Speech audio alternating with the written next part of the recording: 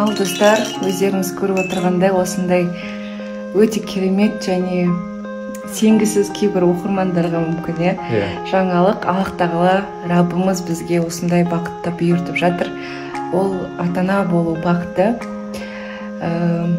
Шексіз керемет шүкіршілік, түрлі эмоция, әлі айтатын нәрселер көп, бөлісетін нәрселер өте көп. Сіздермен осындай бір қуанышпен бөлісіп қояйын дедік. Және осындай қуаныш сіздерге де жұғысты болсын, барша адамдарға, барша оқырмандарға, Қазақстандағы отбасыларға жұғысты болсын.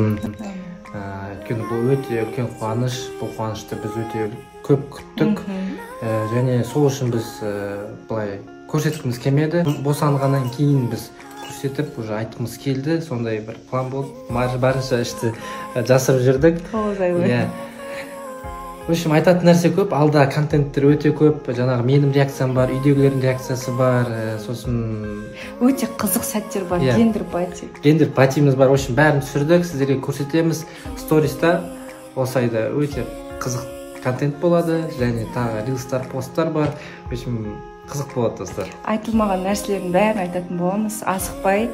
Сондықтан бізбен бірге болыңыздар дейміз. Мен Батя болдым, Батя. Әншіні өмірімсің.